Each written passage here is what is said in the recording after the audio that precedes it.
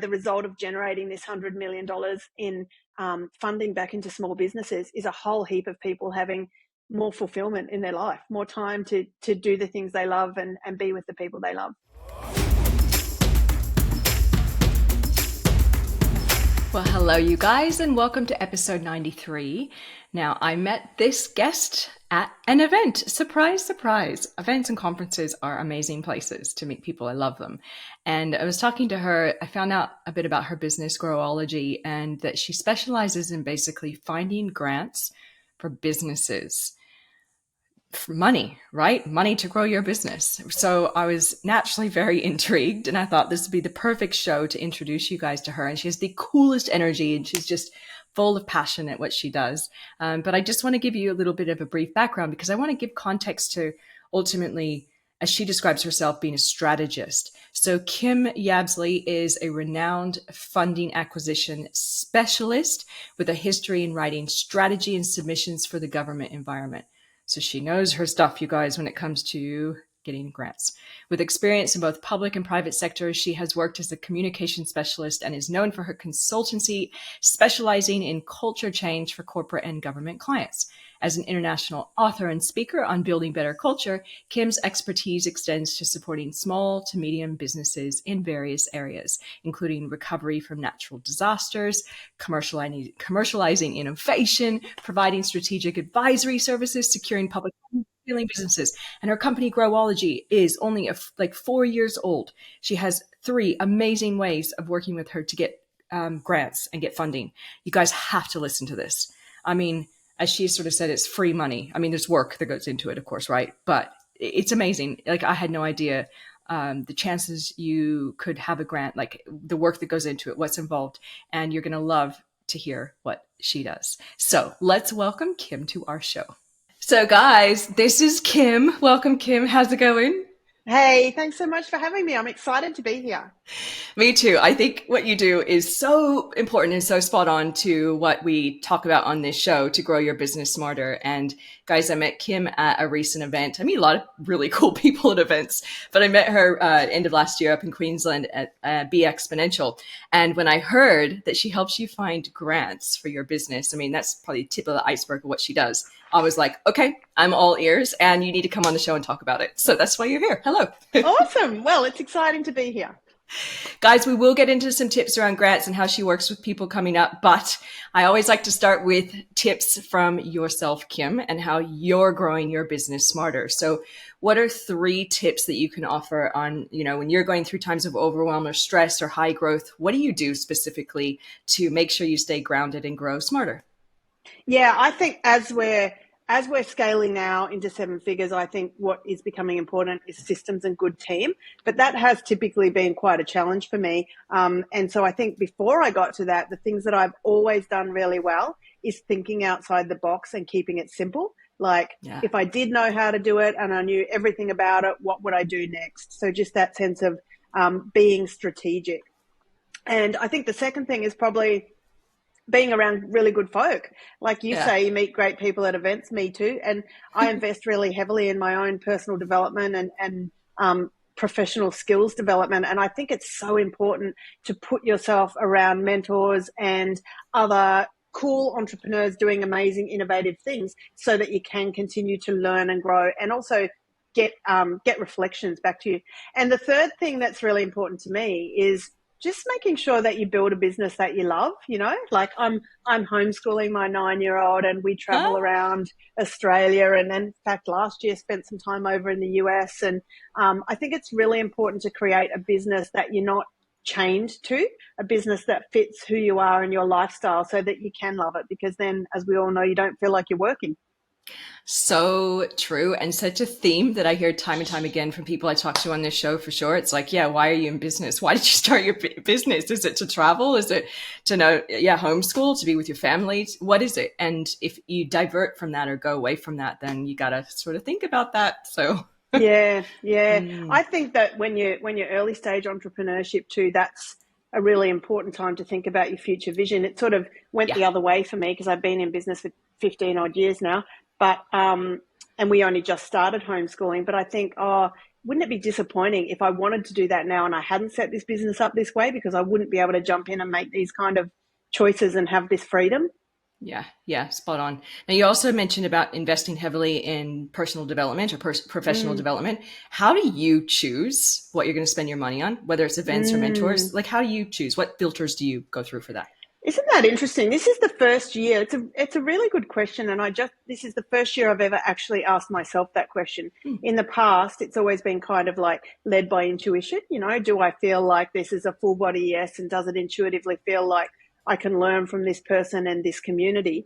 But this year, I sort of thought there are so many things I want to do, so many people who are really valuable mentors, that I need to really think about which ones are the most productive.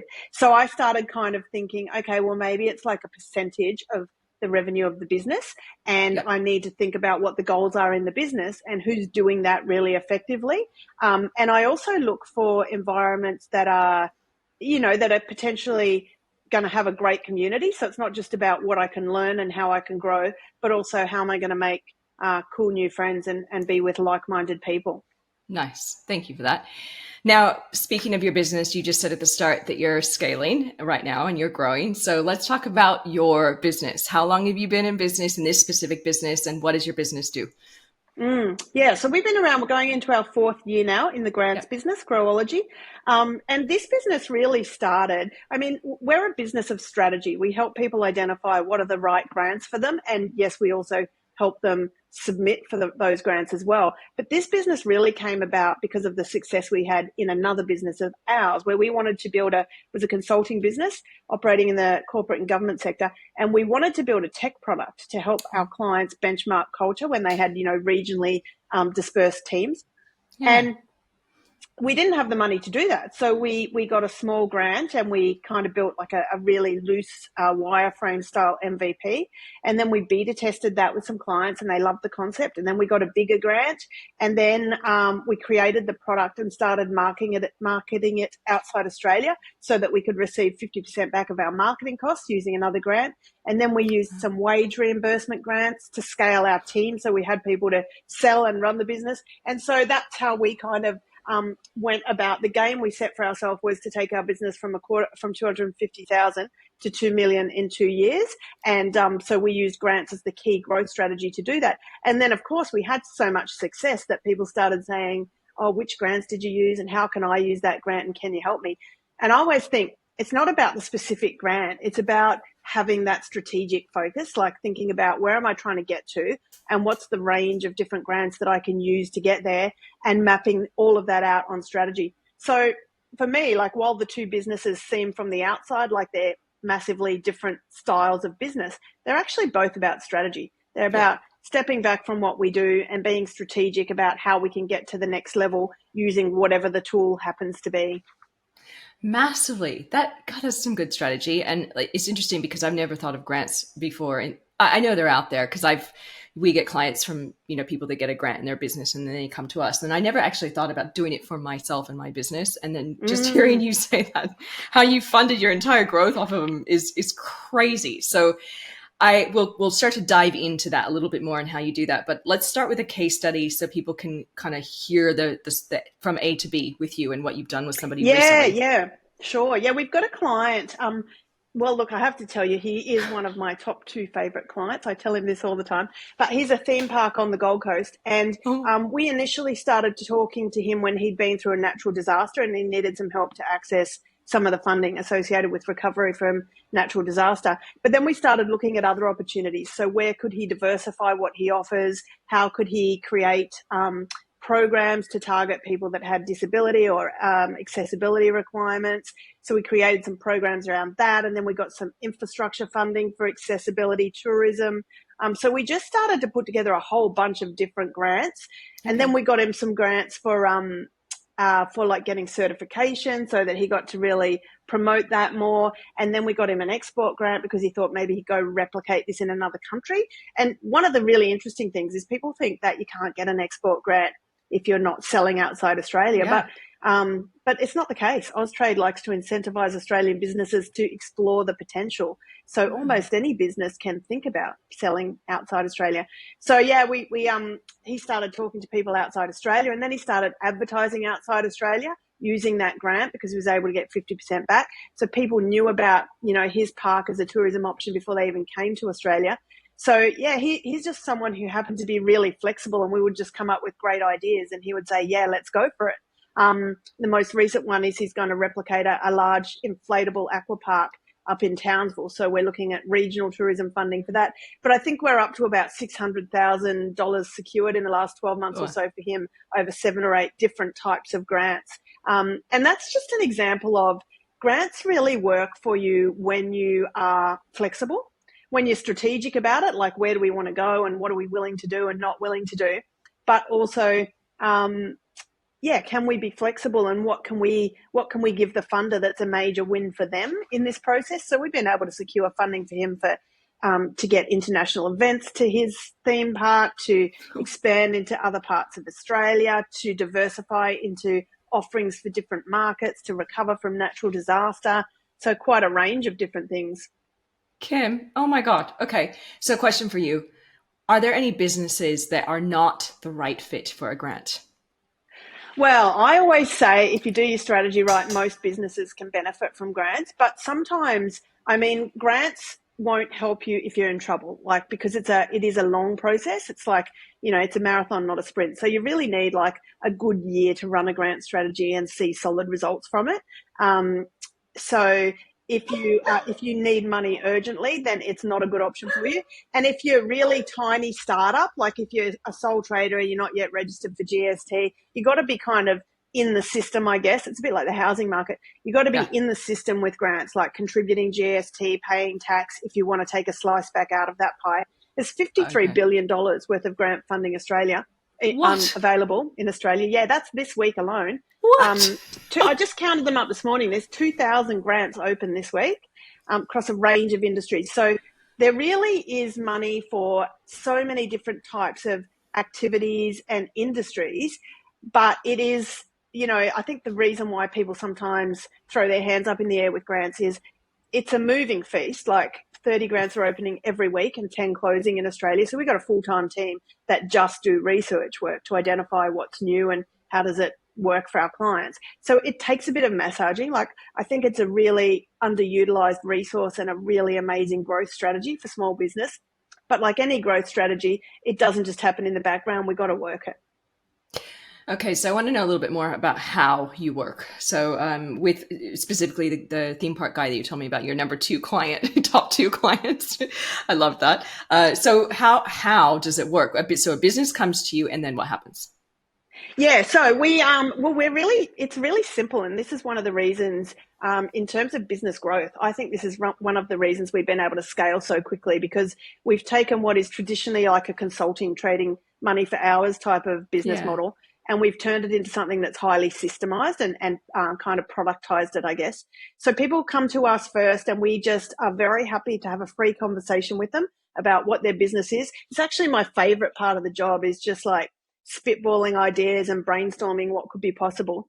And then we just do that on a free 20-minute strategy call. And if we think there's good opportunity off that call, then we would invite them to come and do a strategy with us. And that's where we map out all of those ideas on paper. We give them kind of the angle that they could pitch for with each grant. We give them the links and the timeline. So they've kind of got a strategy and, importantly, a roadmap, which is a 1-page document that tells them what grants and how much money is available for their business. And then they can go away and do that themselves, and lots of people do.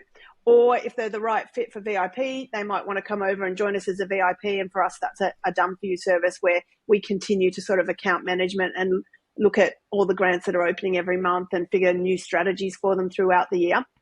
But we're also just this year launching because we've never really had anything for that lower end of the market, like people who just want access to information. Yeah. Actually, I think I saw you speak and you said this has been in my mind ever since, you said one of the key jobs in the next 5 years is going to be I forget what you called it, but it was like simplification of complex information. Yeah, simplifier or curator. Exactly. Yeah, That's it. yeah, and that's what I think. That's what I think is the gap that we really fill for people, because who's got time to spend hours every week figuring out, even if you do identify what grants are right for you, understanding that guideline language is very complex, and so people don't want to spend hours trying to understand that and figure out how to align themselves so they can pitch well and be well positioned for it. So yeah, we're just introducing a lower cost membership option to do that this year, which we're really excited about because we'll be able to help a whole bunch of new people. Last year we generated just over $26 million in project funding, but this year our goal is 100. So we've got a very audacious goal in front of That's us. great. But I'm really excited though, because I just know from the way that we use grants to grow our own business, what's possible for me now in my life personally as a result of that business growth. And so I feel like, the result of generating this $100 million in funding back into small businesses is a whole heap of people having more fulfillment in their life, more time Yeah. to do the things they love and be with the people they love. Yeah. That's why it just resonated with me so strongly when you said what you do. So, okay, you have 3 levels, is that right? So you have your VIP sort of mid-range and then the newer one you're launching this year. Is that correct? Yep, that's correct. Yep. Okay. Just launching it next week, actually. So I was I just going to built the ask. sales page myself. We're using the fabulous Techmatics, which I love, but I've never built any of the pages in the back end of our systems. So this time I decided that I was going to build it myself over the Christmas holidays. So I've enjoyed the opportunity to learn that new skill. Well, what's amazing, I love that. When the time this show comes out, you guys, that's going to be launched. So we'll have like Yeah, links in the yeah. show notes and everything, and you're going to want to go check it out for sure. So Yeah, awesome. okay, so we have this new one that's launching now, and that is going to be more reasonable. And that's not a done for you. That's more that, what is it, kind of a directory of what's available? How Yeah, does it work? that's a teaching people how to do it. So what we're going to Ah, have is a okay. community of people. So we'll Yep. have a Facebook group where I'm going to teach once a month on a topic that's relevant to grants. So it might be Great. like, how to prepare a project pitch, or how to understand grant language, or whatever, how to use an export grant, even if you're not selling outside Australia. Okay. And then we're going to have weekly office hours so that every week people can come in and talk to me on Zoom and ask me, which grants should I apply for? Can you give me the link for this one? Can you look over my submission? And then we've got a whole library, like in the process of securing that $26 million last year. We've got a whole library of tools and templates we created for, what should your funding strategy look like, and how should you put together a project pitch for a grant, and what's the right kind of budget to submit with your grant. So we're going to give people access to our tools and templates library, so it can be almost like a bit of a plug and play. So that's just going to be $47 a week. No commitment. People will either come in and do the work and get the results, or it won't be for them. But yeah, I'm really excited about that, because I think there's that whole range of people who want to have a go at it, and maybe they have a VA who can help them do the back end work. And I think this will really provide a solution for them. Oh, I'm excited for you as well. Like, I know it's going to take off massively when it gets out there and people start talking about it. Huge, huge. And I'm going to talk about it too. So, Ah, thank you. yeah, Do you of know course. what though? My biggest challenges, Yeah. how it doesn't matter as we scale, like we still have all these really basic fears. In fact, someone I just interviewed for my podcast was saying that there's those 3 psychological fears: fear of rejection, fear of other people's opinions, Yeah. and fear of failure. Anyway, I was talking about how, we're going out to this market and I really need to use my personal brand better, but I've never used my Facebook for anything related to business at all. And Yep. so I just was laughing with someone about how I can launch these massive things and raise $26 million, but I'm too scared to go and make a reel and post it on Instagram. So No, I think this will I be the get year it. of overcoming vulnerabilities for me. I am wired just like you. I struggle with putting anything vulnerable or asking for help or any of that stuff, just like you. So I get it. I know it's hard. It's hard. It's uncomfortable. Here you are growing this massive business and teams, and you have no problem doing that. But then, like, doing a post, like you said, there's just it's just hard.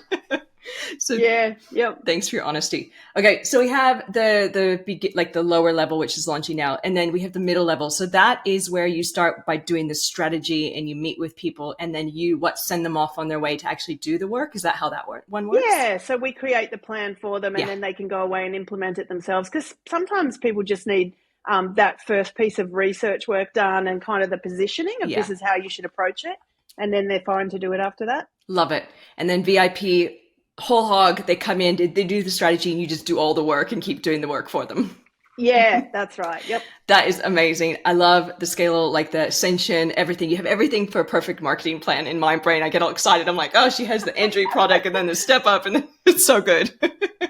So I'm curious then, because I know you were just talking about the whole, oh, I don't want to put a reel out, but what are you thinking you're going to do to launch it? Do you have kind of a launch plan? Any ideas?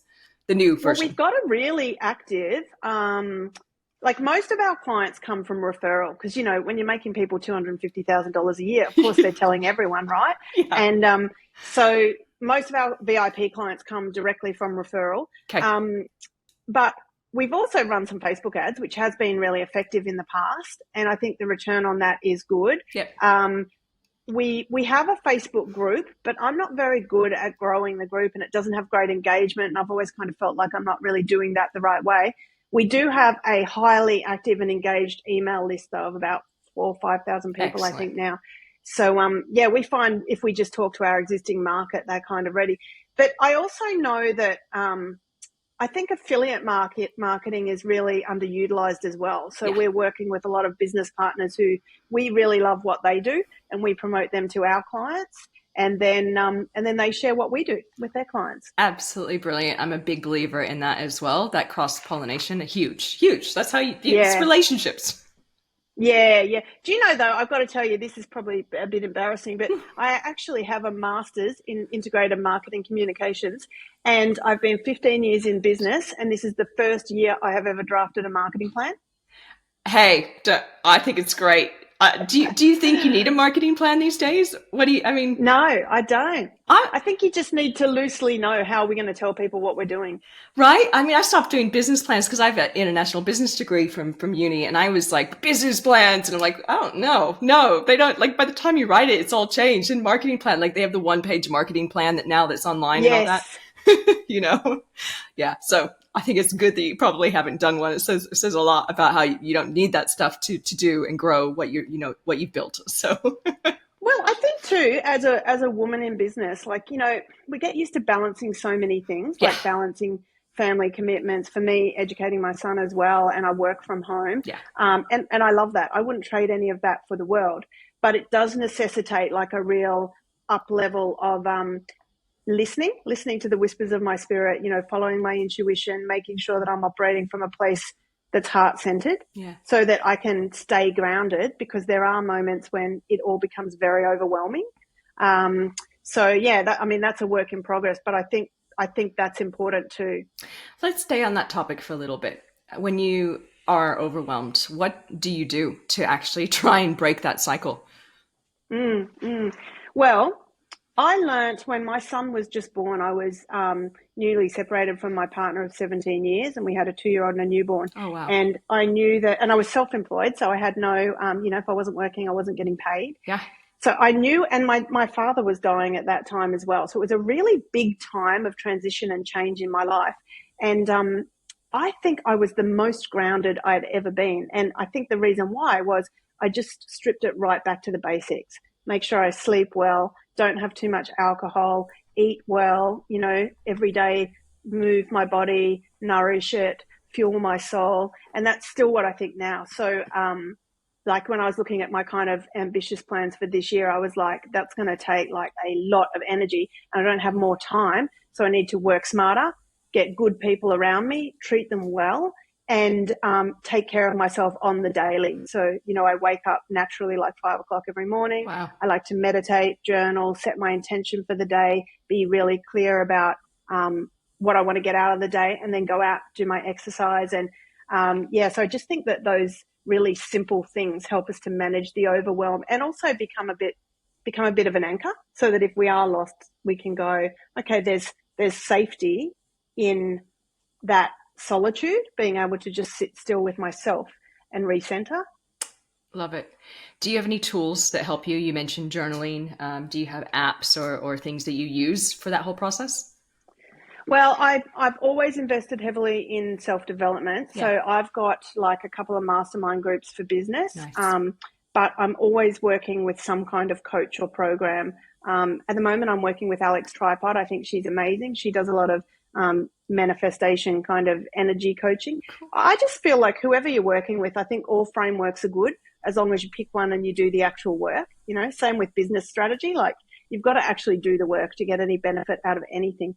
But I will say this is my first year that I'm going on a retreat, and I'm going on not one, but 2 retreats back to back in Bali in a couple of weeks. Oh my God. And I'm super pumped about that. I feel like that's going to be an awesome reset for health and just reconnection with myself and time alone. And I've decided that I'm going to do that every year now, now that I've finally gotten to it. Oh my God. Okay. Yes. Now, I want to change gears back. I want to go back a little bit because there's some questions that were coming up to me when you were talking about the 3 levels that you're launching. And my first question is, what's the chance of getting a grant? I know it's very broad. What's the chances? Yeah, like what's the percentage chance? If I'm going to do all the work. Yeah, well, that's a good question. So it's a little bit like how long is a piece of string. Some stats I can tell you. There are 3,000 grants open on average most of the time. There's generally over $50 billion worth of funding available, and the average success rate of a grant is 17%. Okay. So our success rate is 49%, I'm very happy to say. But so that's why we know at 17% that a strategy is really important. And what I see happening a lot of the time is people are trying to apply for a grant at the last minute, as if it's just like we all used to apply for jobs back when we were teenagers. This has to be in at 5 o'clock and I'm doing it at 4 o'clock today. And I think that's a real mistake. Like, there's an opportunity for you to really strategize and form a win-win relationship, and you need to put solid effort into that. And the submissions that win are the ones that have, they've done their work, they've got all the supporting evidence, they understand how they align with what the funder's looking for. Yeah. So how many grants can somebody actually enter into every single year? On average, what would you recommend? Well, you could do as many as you want to, but we say, like, for our VIPs, we do 5 or more, because we say that, especially if they're competitive grants, at the average market rate, you need 5 to 6 grants to win one. So it's not like something where you're going to get $250,000 on the first one. Yeah. And the other thing is, you've got to demonstrate your ability to administer public funds, because this is people's tax-paying money that we're receiving. So your business needs to be in a healthy position. You need to be organised with your documents and stuff. It's not enough just to have a great idea and expect that you can receive, government, which is taxpayers' money. So you want to kind of map out what are the right types of grants for me. But the other thing is, there are other strategies you can apply as well. Like, it doesn't have to just be grants for your business. It might be, and I think you and I spoke about this for your business, it might be grants to attract clients. Yes. So that's a really popular strategy we've been helping clients with. And many of our clients will get 20, 30 new clients a time when a specific grant comes out. So it might be a grant that small businesses can use to help improve their marketing or digital presence. So you could run a strategy letting people know that that grant exists and helping them to secure that grant for themselves to work with you. Yeah, love it. Oh my gosh. Okay, so if somebody's thinking about working with you and they're the ideal client coming into your community, is there any prep work or things that they can start to do now before they actually look to sign up with you? Yeah, absolutely. The first thing people should do is make sure that they've asked themselves those basic questions we should all be asking ourselves every year. What did I do well last year? Where didn't I do so well? What do I want to change? What are my goals? What do I want to achieve this year? And what's my main strategy for getting there? Because they're the things we're going to need to know straight up to tell you what grants are going to help you get to those goals. But we do also have a free grant scorecard, which people can use to just to check where they're at, like, are they eligible for grants, which kind of grants, what should they do next? It also helps people self-selecting if they're thinking about working with us, then they know, should they join the membership or do they really need a done-for-you service? So that's probably the best place for people to start. And we do also have a podcast. It's called Show Me the Money, where we talk about all kinds of growth strategies for small businesses, because I think business growth ultimately comes from stacking together and leveraging the outcomes of lots of different things that work well together. Where else can people find you outside of your podcast? What websites, where should they go to Google you and find you? Yeah, so our main website is Growology, and they can check out everything we do on our website there. Okay. Or I am on Facebook, and as we talked about, I will be starting to post more for business on Facebook this year. You guys might see some reels if you go over there. Yeah, I dare you, go over there and support Kim. I said I was going to do 3 reels this week, and I just realized it's Thursday. Tomorrow's a public holiday. Like, they really have to be done today. You still have a few days. You can do them all in one day as well if you want. That's right. Yeah. You got this, Kim. Is that scorecard on your website easily found as well if somebody wants to take the scorecard? Yeah, it is. And I'll drop you the link so you can leave it with the show notes as well. Perfect, because I know people are going to want to check that out. Actually, you know what else we should do for your listeners? Yeah. We'll give you our grants guides. So they're normally part of our paid membership, but we do have a definitive list of government grants, which we update 3 times a year. And we also have one for community groups as well. So I'll get you the links for those so you can share them with your networks. I would love that. I'll pop them in the email. I don't promote every podcast to my own business database. I'm going to do this one though, because it's so important, and I'll pop the links in that email. So you guys are going to see this floating around everywhere. Awesome. Thanks so much. Oh gosh, of course. And what a beautiful chat. As we start to wrap up, I wanted to ask you if you have any last words of advice or wisdom for our listeners. Yeah, I think, I guess my parting words are really we're people first and professionals second. So when it comes to our personal life, we've got to find that alignment and balance. And I think as entrepreneurs, it's easy to fall out of balance, which is what you're all about and helping people with. So I think it's just so important to invest in remaining balanced and learning to manage and adapt from overwhelm, and to accept that it's a part of life. And then when it comes to business, I think it's all about being strategic. Get the systems, get the team, get the strategies working for you so you don't have to work as hard. Well said, and a perfect way to wrap up this episode. So thank you for being here and for walking us through how you work. And wow, you have such an amazing platform coming up. I'm really excited to be a part of that as well and check it out myself. So thank you, Kim, for being here. Oh, well, thank you so much for having me.